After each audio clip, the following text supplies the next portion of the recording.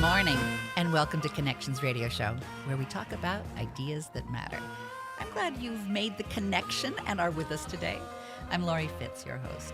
And the goal of our show is to explore a wide range of topics that challenge us to see ourselves, our community, and the world around us in ways that get us connected, and perhaps inspired or challenged to do just a bit more because we've made the connection. I don't know about you, but it's really difficult for me to process the sheer amount of global disasters we're facing. 2 years of trying to navigate the pandemic. The United Nations declared this week that it's a code red on our climate meltdown. And now Putin's invasion and the reality that Europe is at war. How do we make sense of it all? And most importantly, how do we continue to connect and make a difference? With this much coming at us, I have to say my instinct is to pull inward and to isolate and to think to myself, okay, so what can I do? It's all too much. But doing that, even though it may seem like the safe thing to do, it's not brave. And it gives up on connection and making a difference. And in a world where ethics seem to be deeply in question, how do we grapple with our own personal ethics? How do we do our work to stay engaged and make a contribution? So, how do we be brave? And to help us navigate this brave journey, I have an amazing guest who can help us explore our personal ethics in a very engaging way. I have Rick Bernardo joining us. Welcome, Rick. Good morning. Good morning. You are just a delight to have on the show today. I'm excited to have you join us. And to let the audience know a little bit about you, your mother was Connecticut's Sealy Weather Girl on Channel 30 in CBS. Your father pioneered FM radio through WTYD in southeastern Connecticut. And after earning degrees in science and religion, ethics, you devoted years to a combined career in community health and entertainment. And besides being a musician and an actor, you've done stand-up on ABC's America's Funniest People. You've done venues across the U.S. doing your comedy, but you've also done this nonprofit work where you've helped design and direct statewide public health programs through both California Medical Association and the Minnesota Department of Health, and that led to protecting millions of lives. And then for the last 13 years, you have taught organizational leadership, business ethics, and cyber tech ethics at St. Mary's University of Minnesota. You've overseen communications development, nonprofit causes, and you've got great multimedia classes. And with all the craziness of these disasters, I thought, you're the guy I want to talk to. Well, that's a good start. That's impressive to me.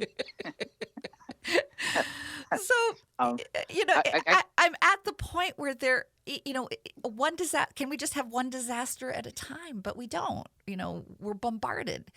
And there are times when I just kind of feel like, what kind of framework do I even use to look at this? Yeah. Well, we have to work on all that. But what I'll do is, if it's okay, I'll just say what ethics is and try to use normal language because, when you take a course in school, it's like you read these 3 volumes and learn words that you've never seen before and then try to use that every day. Well, when I think of ethics, and this is just my simplistic first, how do I feel? Sometimes it feels like ethics is knowing what's right and wrong, yes, no. And it seems sometimes a little too tidy, like it's this yardstick that we use. But I don't feel like life is tidy. It seems pretty messy to me. And I don't always know how to apply the process of ethics, if it in a more meaningful way or understanding what I do may be the process of ethics. Yeah, the way I think about ethics is it's a tool. Uh-huh. Yeah, I call it. There's a moral technology that we can use, and we do it anyway. But generally, we do it kind of unconsciously. But I want to go back to first. How do we know we're talking about ethics? Right. And it's just very simple. If you're thinking or talking or worrying about right and wrong, that's morality, that's ethics. They're almost interchangeable. When we teach ethics in educational settings, ethics is called ethics because it's more of our system or our tools for how we determine right and wrong. Morality is basically the overarching topic. So right and wrong, good or bad. Now think of how much of life is taken up in the real estate of our brain by thinking about right and wrong, good and bad. It's there hardwired just about all the time. Mm-hmm. We can't look at something where I think that's wrong, that's right, Mm-hmm. that's good, that's bad. We just do it automatically. But when we're stuck somehow or really upset about some kind of right and wrong, it really helps to be conscious of what the tools are. What is the moral technology of ethics we can use? And it just comes down to language. How do we talk about it? How we think about it in a way that actually moves us forward, helps us grow, and to talk about your show really connects with people. Mm-hmm. How do we do that? So that's the overall topic. And what was your question again?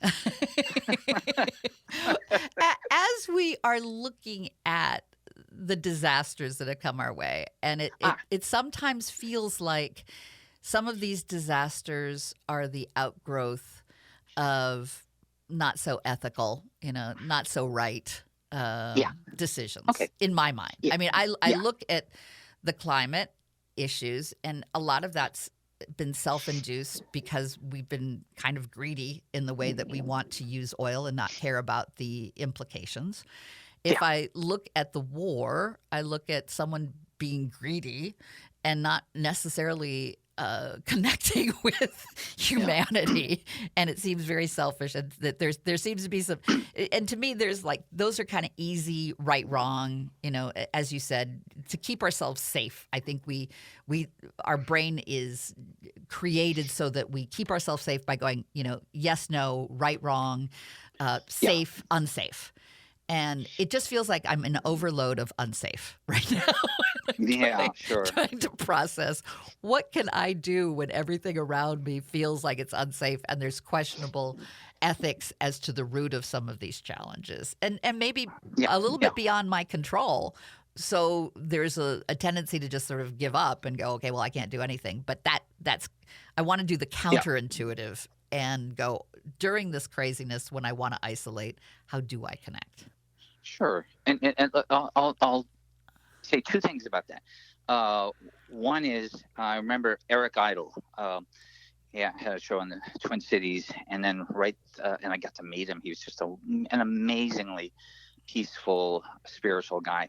But the next night I saw him on television, and he was talking about being overloaded by bad news and tragedy. And he said it's important to be aware of something you can make a difference about. Mm-hmm. But otherwise it can be just toxic. Right. And he was saying we need to be alert and aware and make the difference we can. And that's an important policy to abide by, because I can't go into the Ukraine myself right now, for instance. I can't make policy for the nation on COVID-19. But I have a role I can pick where I can maybe use my skills and talents to be a part of that larger thing. So that kind of focus can help. And that kind of self-care actually is what it is.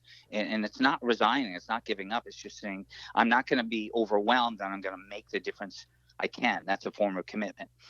The other thing I want to plant two seeds about, though, is I'm going to break down ethics into maybe just two approaches. Because the important question about ethics and right and wrong that we're talking about is, well, why is that right? Mm-hmm. Why is that wrong? You talked about checking boxes. That's kind of one way out of two ways we think about right and wrong. We can follow the rules. We can have an agreement with others. We can just sort of go along with an organizational policy like a church policy or a law, right? Those are rules that says what's right and wrong. And it's measurable. I mean, yes. you can use, I'm on this side of the line, I'm on that side of the line. But sometimes those lines are wrong. So there's a downside to that. Kind of messes with you. The lines are in the wrong place and you didn't know it, but you're just going along with it. Right. Sometimes they're really great, so sometimes there's an old saying in the arts, know the rules and then you know when to break them. So there's a lot of that going on here, but you want to be aware of what am I agreeing to. But there's at least another way to talk about right and wrong. One is also what's the results of doing what we're doing, and that's important to look at. Is it creating mass carnage or not? That's a tip off. You're on the right track of it being wrong when you come to the conclusion of mass carnage is not good. I'm contributing to mass carnage. Maybe that's not right. Exactly. Right. So I'm exaggerating to make the point, but sometimes that's what people actually really are doing. Contributing to mass carnage, be like, I don't want to do this because why? I don't like it. Well, so anyway, so there's just a couple of at least 3 or 4 approaches to right and wrong. And I had one of my first mentors in ethics at graduate school in Berkeley say, you just try to be a 3-year-old now and then. And it was like, what? I was like, just ask why. and don't you love it? I mean, we get tired because at a point the 3-year-old can point out to us is that we don't know. Oh yeah, they can nail us after the 5th why. We're like, I don't know, and they're still curious, and we've sort of shut off that curiosity because we've accepted, because it's easier just to accept and move forward. Yeah. Now, I would want to point out a lot of people avoid that because it seems messy. It's like it's not clear always. But I would propose that this is all a journey. This is all about growth. This is all about not us being right or wrong, like individually as our identity. It's about how we can connect with ourselves and our deepest selves and everybody around us in a powerful way, in a really inspiring way. So that's the opportunity of talking about right and wrong in a deliberate, conscious way. And we're going to have and we're going to have the opportunity to do a little deeper dive with that in our next segment, because I want to talk about this in the context of looking at various disasters. The disaster of choice for our next segment. I'd like to do a deeper dive with COVID and also talk to you about some of the deja vu happening all over again in terms of it's very similar to, I think, the struggle that we had with tobacco and public health. But I want to let the audience know, if you want to hear this again or tell friends about hearing this on the podcast, you can go to am950radio.com and you can go to the Connections podcast by clicking on the Connections Radio Show logo. We'll be right back. Rick Bernardo and I will be exploring personal ethics as we live through our global pandemic. So stay with us. We'll be right back.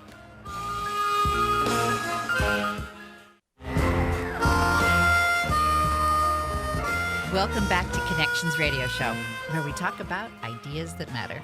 And today we're talking about our ethical journey through global disasters. And we're going to be talking in this segment about COVID and how we've been coping with it. And a little bit about our guest today, Rick Bernardo. After earning his degrees in science and religion, which ethics, Rick devoted years to a combined career in community health and entertainment. His nonprofit work includes designing and directing statewide public health programs through the California Medical Association, as well as the Minnesota Department of Health. And that work helped protect millions of lives. And today, Rick's joining us to talk about ethics, how to use it, and how to engage our personal ethics. Rick, we've talked about your work in tobacco and fighting the tobacco industry, essentially, for public health. Love to have you share just a kind of a nutshell overview of that work. And then let's talk about how it just feels so eerily familiar to the struggles that we're having right now in public health with COVID. Yeah, thanks. And by the way, Laurie, I'm still Rick. Oh, good, Yes, good, I have good to say that out establishment. loud, not for you. No, that's just for me. So, yeah, many years working with amazing leaders, a lot of on tobacco-related issues, as a public health matter, not as a personal morality. It's bad that you Mhm. smoke. It's good that you smoke. 'Cause notice that's moral language there. Right. All right, but people know it's not good for them. But there's something else going on. But in public health, what we did is we worked on policies that help us as a community change.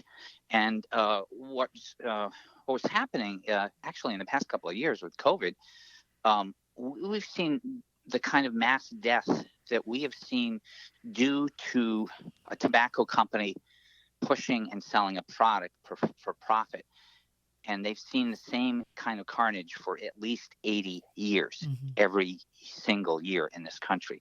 So there's something going on there that is, speaking about connection, there's a disconnect. If we say we care about people, if we say we're for life, not if there's money at stake, Yeah, not if you the have a profit special, motive yeah, seems right. to trump a lot of things.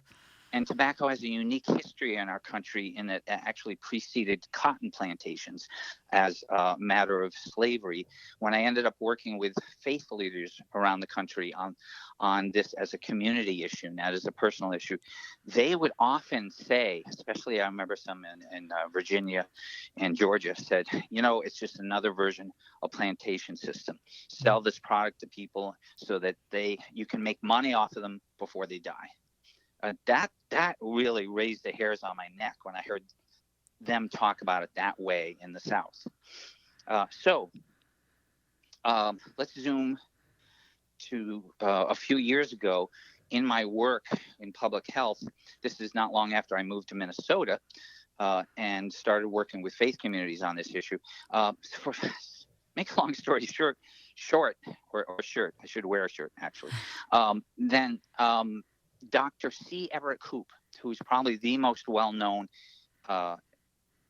Surgeon General of the United States in certain circles. I mean, if you don't know who he is, then he's not that well known to you. But anyway, he's one of my heroes. The guy that, yeah, he looked like an Amish Navy admiral. Yep. But he was also principled incredibly, and I met him through some conferences, and he found out that he and I both grew up on the Niantic River in southeastern Connecticut and loved to sail there, is what it was. So he didn't grow up there, but he had a sailboat there for the same years that I was doing it. So anyway, we started talking. One day he just kind of emailed me, invited me to lunch from Minnesota. So anyway, I had lunch with him. He told me a story. In that setting, he was working at Dartmouth at the time, and he looked at me at one point and he said, "I'm going to tell you something, Rick. When I was a Surgeon General and AIDS started happening, this was a large national public health emergency, but with maybe the exception of the president, who was Reagan at the time." He said, everybody in the administration did not want to do anything about it because then there wouldn't have to be as many of certain kinds of people in our country. It just hurts hearing that. Spooky. He said, I'm a Republican, and he said, I'm a Republican my whole life because I believe in certain principles. But this health issue, disease, does not pick favorites. We just don't do that. And he was very principled about that. And he got a lot of flack from a lot of Republicans for wanting to stop mass carnage. So there's a parallel now today in that how hard is it for us as a community to do things like wear a mask, get a vaccination. There's always good reasons to not do some of those. So I'm not arguing individually with people about that. But there's a pervasive attitude of like, I don't want to. And let's go back to ethics. In ethics courses I would teach, there's a number of expert sources that would be able to evaluate sociologically our culture. And the United States is off the charts in being individualistic and not wanting to get together with collective policies. It was just like, it was measurable. So that means if you're not able to think collectively, you don't even know that because you can't think collectively. You're not even aware of You're your so culture. steeped in the culture that you can't recognize that it's the culture. Right. And that means we're individualistic to a fault, literally to a fault. So we see the results of death, mass death. We have, talk about ethics, right and wrong. We haven't handled this well as a globe or as a nation. We just look at the results. That's not good results. No. 900,000 and counting. Yeah. That's, how do you say that would even be? It's not a goal. It's not, and it's not acceptable. I mean, at a certain point, you just go, how did this happen? But at the other point, what do you do?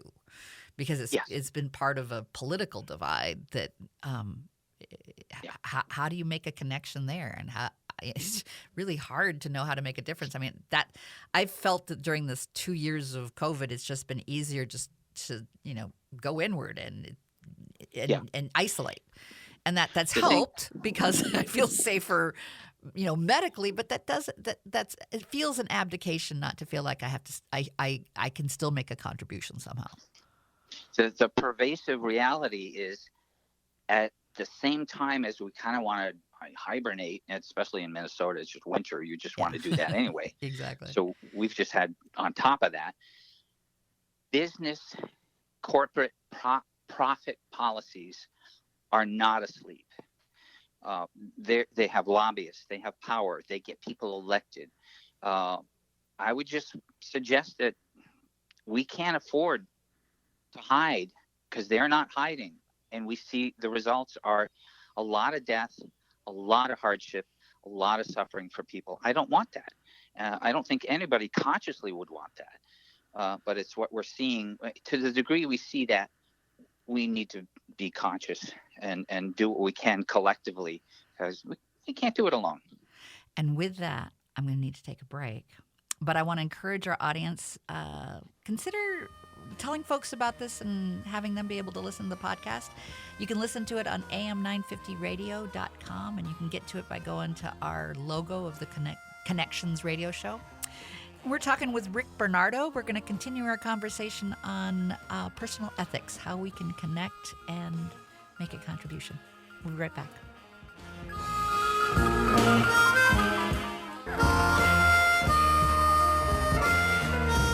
Welcome back to Connections Radio Show, where we talk about ideas that matter. And today we're talking about our ethical journey through global disasters and what work we can do to stay engaged and make a contribution.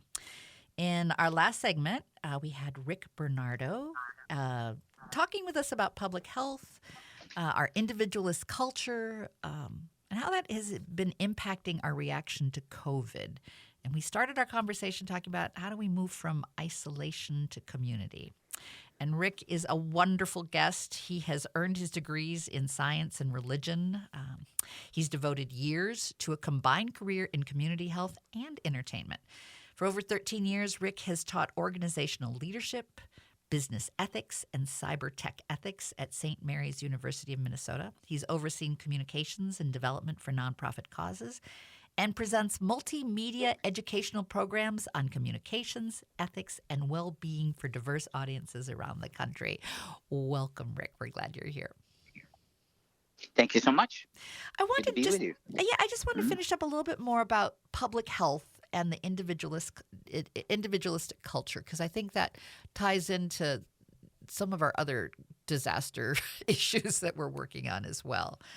And thinking about how the COVID, how the mask became a political statement instead of a science-proven method to reduce the spread of the disease.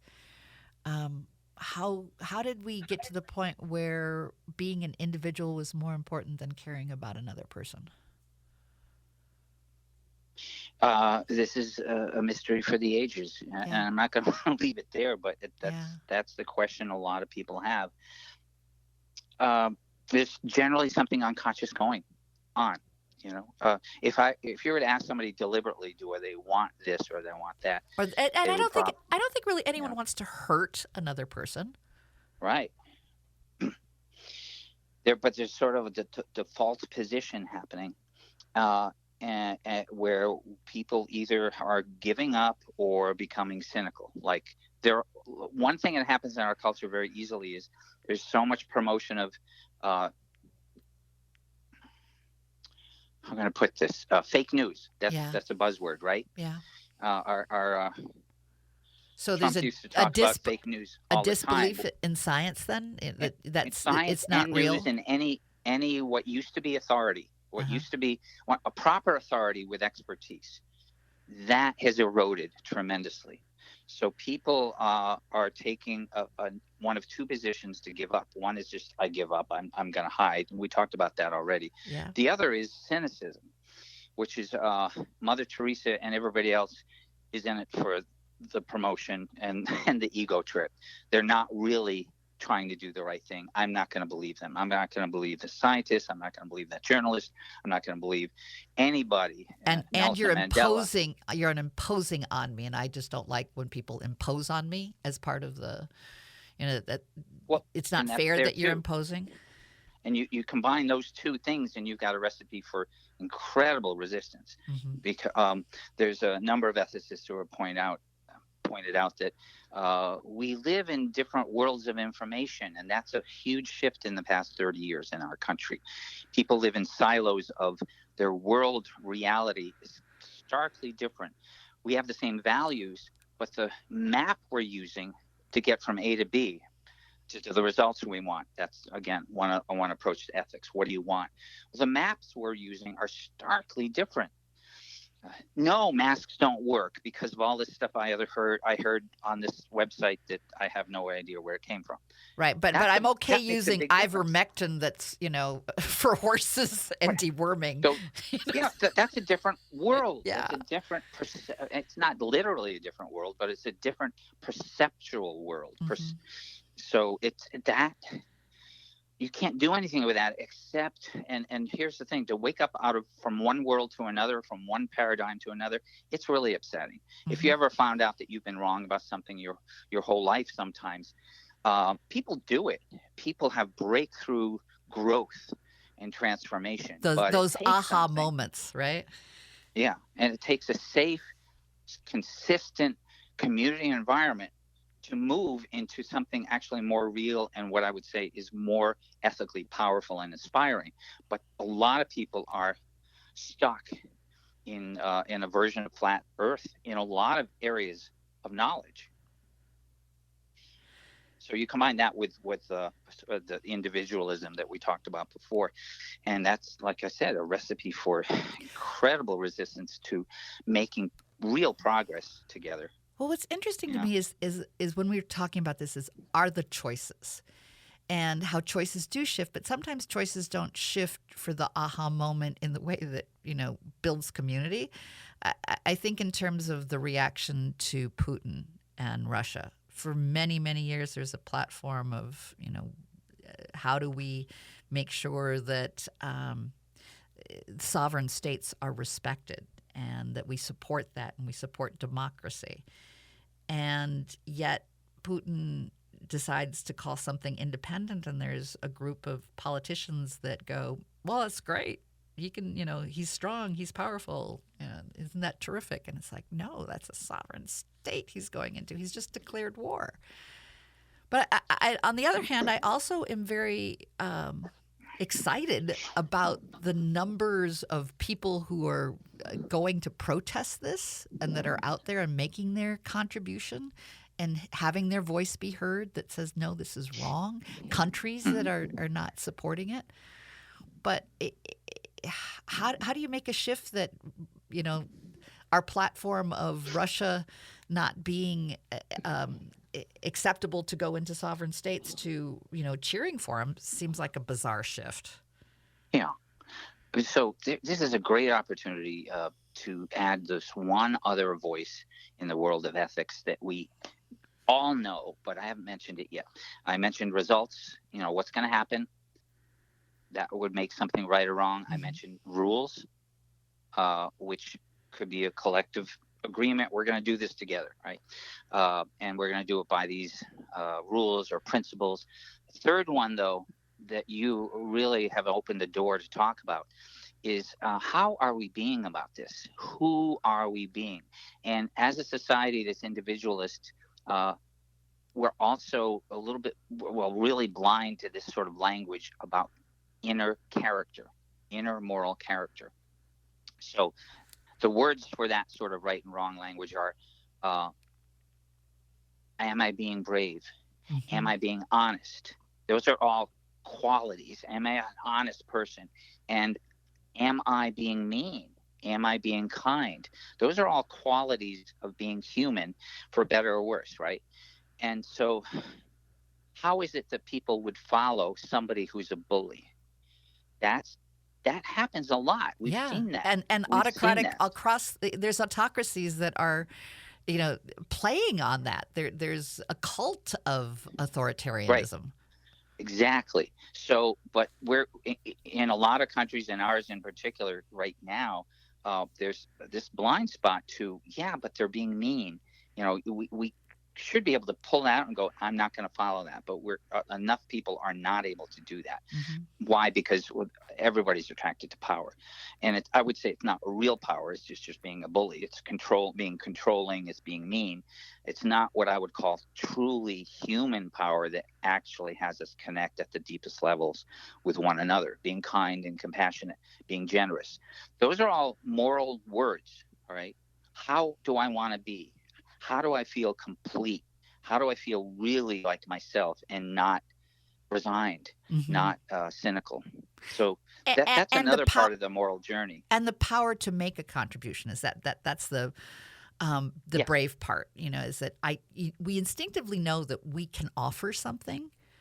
Yes. But why do we? There's a sense of like when it's so big, it's like you give up on it instead of going, okay, I got to dig deeper and figure out what can I do right now. Well, Yes. in this moment, what can I do to make a contribution? So there's two questions you put at our doorstep here, Laurie. One is, what do we do about it? And I'm suggesting there's a lot of planning and collective work that we could do together. And at the same time, it starts with, unless we have the courage, or unless we have the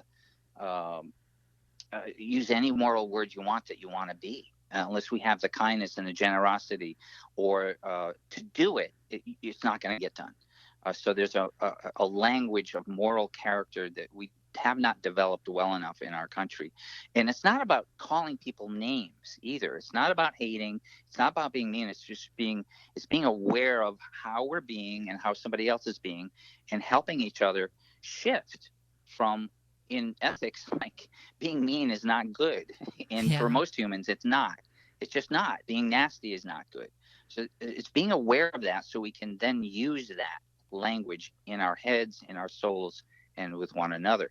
So there's this, it's called ontological ethics is what it's called. How are we being? And it's the root of everything. And that's why there's so many practices like meditation, in order to be incredibly aware of what we're thinking and who we want to be. And that ties in, as I'm doing my own aha moment with you, to your passion for well-being. How do we invest in our own well-being so that we have the resources within ourselves to be in the moment and to be brave? Gotcha. Yeah. I just landed on a memory of I was reading about. I've read a lot about comedians and so forth because of my work in comedy. And there was a guy named Joey Bishop. Do you remember who that was? Yes, I remember Joe. He was on the Tonight Show a lot. I loved him. He was, and he had his own show, the Joey Bishop Show. Yeah, He worked with Frank what Sinatra. A character. Yes, yes. Sammy Davis Jr. He was what they called the old Rat Pack gang. Absolutely. But here's the thing: those other guys in the Rat Pack were womanizing. Marginally alcoholic, in some ways. The Martini Group, yes. Right, there we go. Joey Bishop was a well-known straight arrow, straight up, nothing, like, so clean in a lot of ways. But he was brilliantly funny. In any moment, he would say the one thing to crack up the room. He just was incredibly powerful in that way. He just knew what to say, and it would pop the balloon. And brilliant timing. Just could land it. So here's the point. He was asked one time, how does he do that? You know what his answer was? Absolute peace of mind. Wow. And they said, what? And he said, I do everything I need to every day to be complete with myself and other people. Otherwise, I couldn't do what I do. Wow. I've never forgotten that. And we're going to leave it for this segment on that perfect timing and perfect sense of peace and well-being. And I want to encourage the audience to stay with us. Rick is guiding our journey and thinking through how do we create resources within ourselves to face these global disasters, and well-being's at the heart. And our next segment will continue that conversation with Rick. Stay with us. We'll be right back.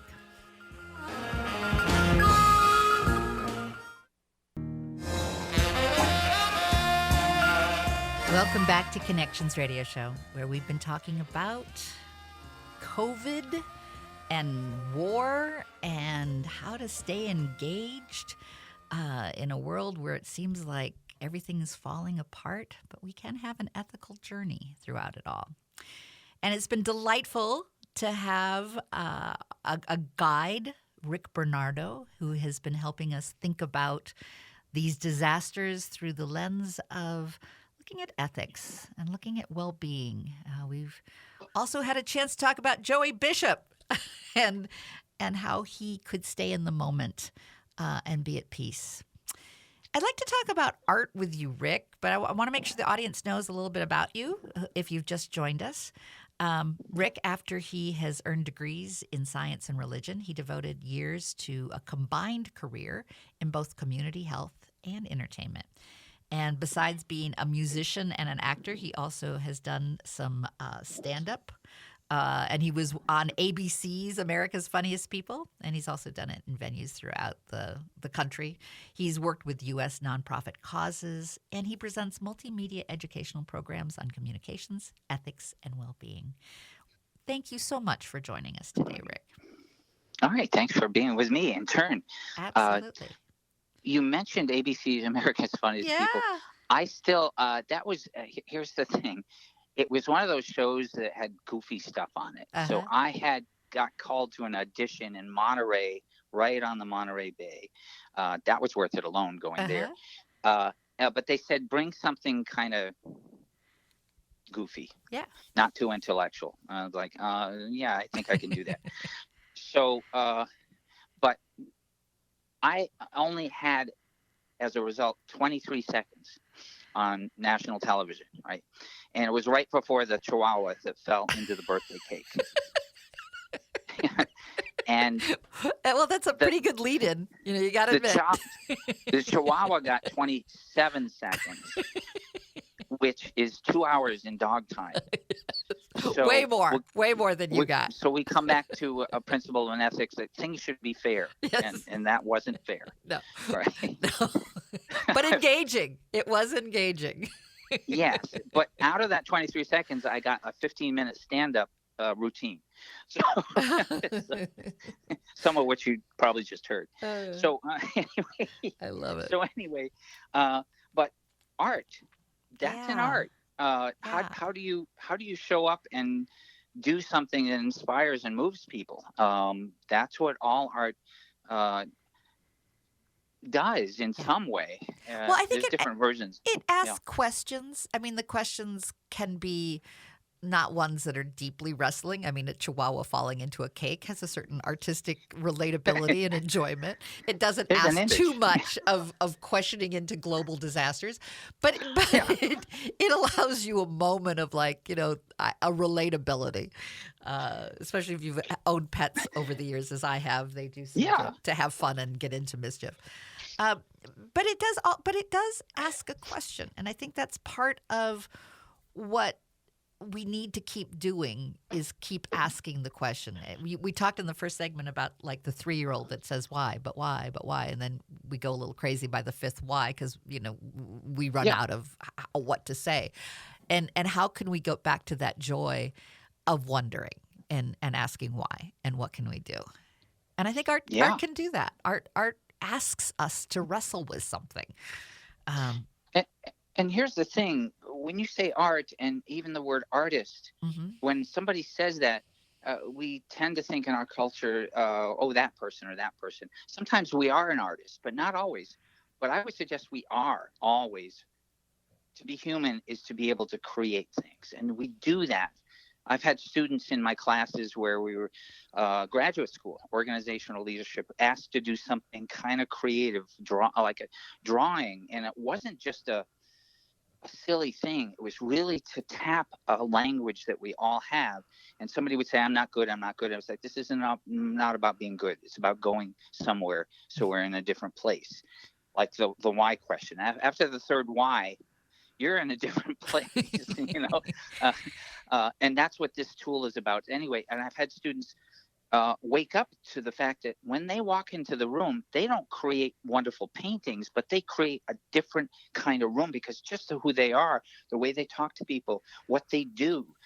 We all create things. We all have skills and talents, and to find that is really, truly powerful in the human way that you and I are talking about connecting with others.